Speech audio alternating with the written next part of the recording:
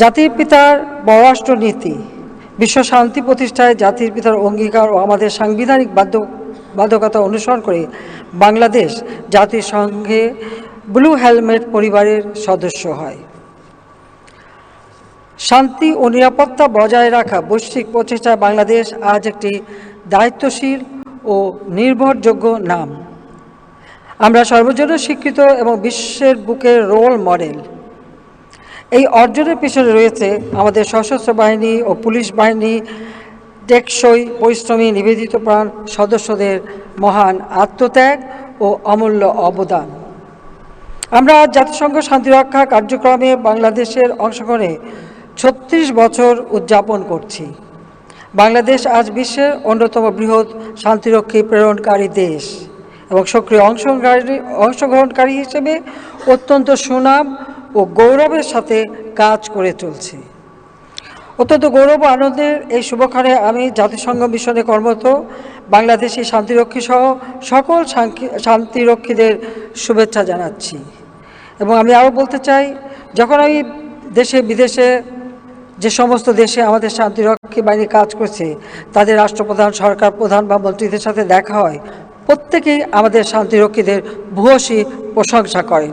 আর এই প্রশংসা শুনেই সত্যি আমার গর্বে বুক ভরে যায়। জাতির পিতার আদর্শ অনুসরণ করে আমরা বিশ্ব শান্তি প্রতিষ্ঠায় কাজ করে যাচ্ছি। শান্তিরক্ষা মিশন ছাড়াও অন্যান্য আন্তর্জাতিক ফোরামগুলোতে আমরা সক্রিয়ভাবে অংশগ্রহণ ও অবদান রাখছি। আমরা 1997 সালে জাতিসংঘে কালচার অফ পিস অর্থাৎ শান্তির সংস্কৃতি এই প্রস্তাব আমি উপস্থাপন করে, যা 1999 সালে সর্বসম্মতিক্রমে গৃহীত হয়েছিল। সেই থেকে প্রতি বছর জাতিসংঘে বাংলাদেশের flagship resolution culture of peace সর্বসম্মতিক্রমে গৃহীত হয়ে আসছে।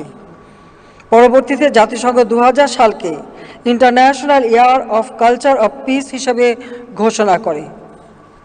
বরাবর নয়, এবছরও জাতিসংঘ সাধারণ পরিষদে বাংলাদেশ কর্তৃক উত্থাপিত কালচার অফ পিস শান্তির সংস্কৃতি প্রস্তাবটি সর্বসম্মতিক্রমে গৃহীত হয়েছে,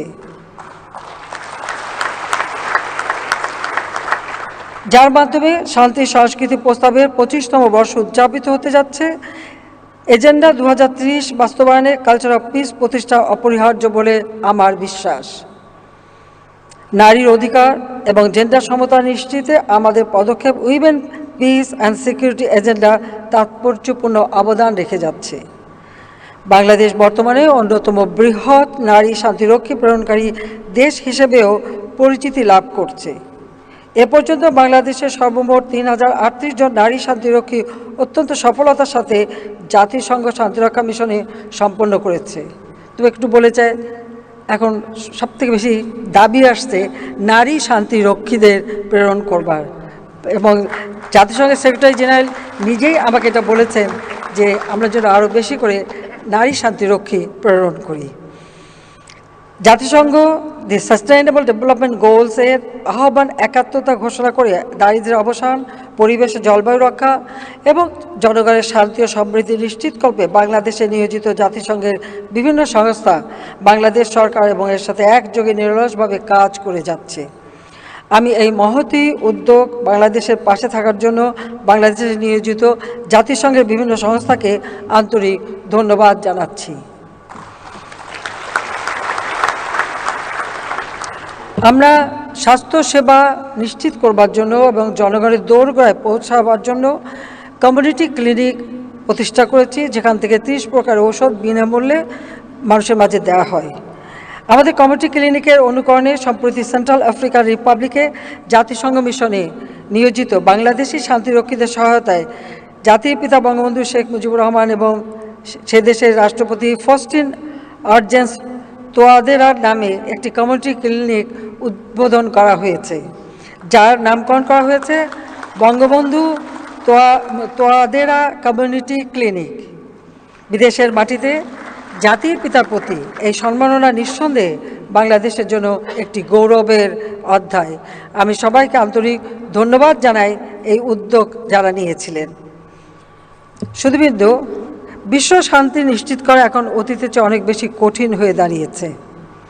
প্রযুক্তির সাম্প্রতিক প্রসার ও অগ্রযাত্রার সাথে সাথে বাড়ছে নতুন নতুন হুমকি। ফলে জাতিসংঘ শান্তিরক্ষা মিশনগুলোতে শান্তিরক্ষীদের বহুমাত্রিক জটিল পরিস্থিতি মোকাবেলা করতে হচ্ছে। তাই শান্তিরক্ষা মিশনসমূহ উন্নত প্রযুক্তির মাধ্যমে সমৃদ্ধ করার প্রয়োজনীয়তা এখন বহুগুণ বৃদ্ধি পেয়েছে।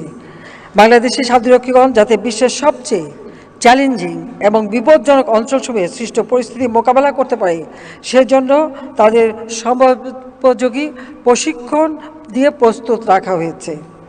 এবং এই প্রশিক্ষণের জন্য আপনারা জানেন যে আমি প্রথম সরকারে যখন 96 সালে আসি, তখনই বিপসট প্রতিষ্ঠা করে দিয়েছিলাম আমাদের শান্তিরক্ষীরা যেন তারা যথাযথ ট্রেনিং নিয়ে তারপর বিদেশে যেতে পারে।